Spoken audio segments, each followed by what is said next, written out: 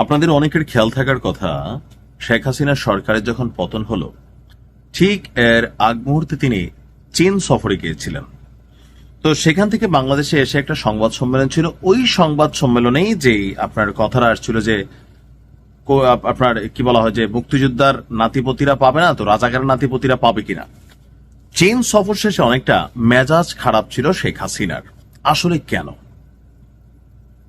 শেখ হাসিনার সরকার যেটা ছিল, চীনের সাথে ব্যাপক ঘনিষ্ঠতা ছিল, ভারতের সাথে তো ছিলই, অপরদিকে যুক্তরাষ্ট্রের সাথেও ঘনিষ্ঠতা মোটামুটি ছিল। কিন্তু শেষ মুহূর্তে এসে যখন চীন এবং যুক্তরাষ্ট্র এই দুই পরাশক্তিকে তিনি ব্যালেন্স করতে ব্যর্থ হলেন, চীনের দিকে একটু বেশি ঝুঁকে গেলেন, তখন যুক্তরাষ্ট্র এটাকে পজিটিভলি নেয়নি, ডিপ স্টেট ভূমিকা পালন করেছে।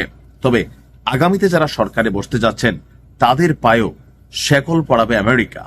সিদ্ধান্তের বাহিরে চলতে গেলে দেওয়া হবে হুমকি ধামকি। এর ফলে হতে পারে সরকার পতন। কারণ বাংলাদেশের সাথে চীনের যে লাস্ট কয়েক বছরের সম্পর্ক, বিনিয়োগ, এখানে উন্নয়ন সহযোগী হিসাবে বা ডেভেলপমেন্ট পার্টনার হিসাবে অনেক কিছুতে তারা কিন্তু আপনার ভূমিকা রেখেছে, আর এটাকে পজিটিভ দেখছে না মার্কিন যুক্তরাষ্ট্র।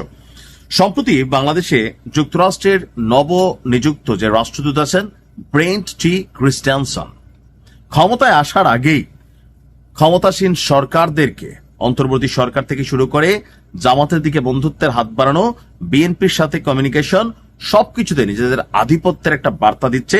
তোমরা যদি শেখ হাসিনা সরকারের মতন চীনের দিকে ঝুঁকো তাহলে যুক্তরাষ্ট্র প্রথমে বুঝাবে, এরপর এটা নিয়ে অ্যাকশনে যাবে। আসুন দেখি কেন হঠাৎ করে এই কথা। সাম্প্রতিক সময়ে চীনের সামগ্রিক প্রভাব দক্ষিণ এশিয়া তথা বাংলাদেশে এ নিয়ে উদ্বেগ প্রকাশ করেছে বাংলাদেশে নিযুক্ত যুক্তরাষ্ট্রের রাষ্ট্রদূত ব্রেন্ট টি ক্রিস্টিয়ানসন।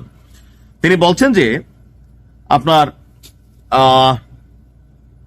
অংশীদার দেশগুলোর সামরিক সক্ষমতার চাহিদা পূরণে যুক্তরাষ্ট্রের হাতে বিভিন্ন বিকল্প রয়েছে। তার বক্তব্য হচ্ছে, আমার শুনানিতে যেমনটি বলেছি, দক্ষিণ এশিয়া চীনের প্রস্তাব নিয়ে আমি উদ্বিগ্ন, আর এ বিষয়ে যুক্তরাষ্ট্র সরকার খুব স্পষ্ট অবস্থান নিয়েছে। আমি প্রতিশ্রুতি দিয়েছিলাম যে অন্তর্বর্তী সরকার হোক বা নবনির্বাচিত সরকার এবং সরকারের বন্ধুদের সাথে আমি যোগাযোগ রাখব, এবং বাংলাদেশ সরকার যদি কোনো ক্ষেত্রে চীনের সঙ্গে এগোনোর সিদ্ধান্ত নেয় তাহলে সেসব ক্ষেত্রে সংশ্লিষ্ট ঝুঁকিগুলি স্পষ্টভাবে তুলে ধরব।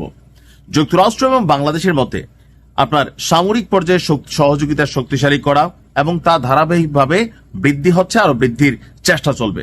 নৌবাহিনীর সঙ্গে সামুদ্রিক নিরাপত্তা, সেনাবাহিনীর সঙ্গে বিভিন্ন কার্যক্রম, বিমান বাহিনীর সঙ্গে প্রশিক্ষণ এবং মহড়ার মাধ্যমে অপারেশনাল এবং জরুরি সাড়া দেওয়ার সক্ষমতা বাড়াতে ইতিমধ্যেই কাজ করছে আপনার যুক্তরাষ্ট্র। তো তিনি মনে করছেন, তার বক্তব্য যে শান্তিরক্ষা কার্যক্রমে বাংলাদেশের ভূমিকা সম্প্রসারণ, মানে অনেক বিষয়ে যে যুক্তরাষ্ট্র কোথায় কি করছে। সাম্প্রতিক সময়ে আরেকটা চুক্তি হয়েছে, সেটা হচ্ছে যে আপনার যুক্তরাষ্ট্রের সরকার, আমি যদি দেখি আপনার গতকালকে আমি নিউজটা দেখলাম যে সামরিক বাহিনীর যে চিকিৎসার বিষয়ে যুক্তরাষ্ট্রের সামরিক বাহিনীর সাথে এই নিয়ে একটা চুক্তি হচ্ছে যে আমাদের যারা আর্মি অফিসাররা আছেন বিভিন্ন সময় বিভিন্ন জায়গায় আহত হন বা ট্রিটমেন্ট ইস্যুতে নতুন একটা চুক্তি। অর্থাৎ নতুন এই রাষ্ট্রদূত তিনি বলতেছেন, তোমাদের যা লাগে আমাদের কাছ থেকে নাও, কম বেশি আমাদের কাছ থেকে নাও, অস্ত্র কিনো, আমাদের বিভিন্ন প্রতিষ্ঠান আছে। যেমন শেখ হাসিনার সরকার শেষের দিকে কিন্তু কোনো খুব বেশি অস্ত্র কিনে নাই। তো এই সরকার বর্তমানে চীন থেকে যুদ্ধ বিমান কিনছে, এটা নিয়ে আমেরিকান একটা নাকশ আছে। ওইটার জন্য খুশি করার জন্য সরকার আবার বোয়িং যে উড়োজাহাজ আছে সেইটা আমেরিকা থেকে কিনছে, যুক্তরাষ্ট্রের কোম্পানি থেকে, মানে ব্যালেন্স করার চেষ্টা করছে। তবে আগামী দিনে যারা সরকার হবেন বিভিন্ন বিনিয়োগ উন্নয়ন প্রকল্প হাতে নেবেন, বিলিয়নস অফ ডলার এখানে ইস্যু থাকবে। তো সকল কিছুতে আগামী সরকারকে বার্তা দিচ্ছে যে তোমরা যদি চীনের দিকে বেশি ঝুঁকো, আমরা প্রথমে মানে ঝামেলাগুলো দেখাবো। দেখো চীনের দিকের সাথে গেলে এটা আমরা আমাদের ঝামেলা বুঝি না, তোরা কার ঝামেলা দেখাবি? ঝামেলা আমেরিকার স্বার্থটা দেখাবে, যা আমাদের স্বার্থের বিপরীতে যাচ্ছে। আর যদি না যায়, আর যদি কথা না শুনো, তাহলে কিন্তু টেকনিক্যালি স্যাংশন দেওয়া হবে। তারপর ডিপ স্টেট এখানে ভূমিকা রাখবে, তারপরে সিস্টেমে বাংলাদেশের ক্ষমতা সরকার থেকে ফালানো, এগুলো আমেরিকার বাম হাতের খেলা। অর্থাৎ আমেরিকার সাহায্য সহযোগিতার মাধ্যমে রাষ্ট্রগুলোর পায়ে এক ধরনের অদৃশ্য শিকল দিয়ে রাখে। দেখেন খোদ ইউরোপীয় ইউনিয়নরাই এরা এখন ছাড়তেছে না। আর ভবিষ্যতে বাংলাদেশের কি হবে। অর্থাৎ নবনির্বাচিত সরকারের জন্য একটা অদৃশ্য চাপ এখন থেকে তারা তাদের আলাপ আলোচনার মাধ্যমে তুলে ধরছে। ডক্টর ইউনূস ওই শিকলে পা দিয়ে আছে, বের হতে পারে না এখান থেকে, কারণ কতগুলো চুক্তি হয়েছে আপনি দেখেন। দেখা যাক কি হয়। ভালো থাকুন, আসসালামু আলাইকুম।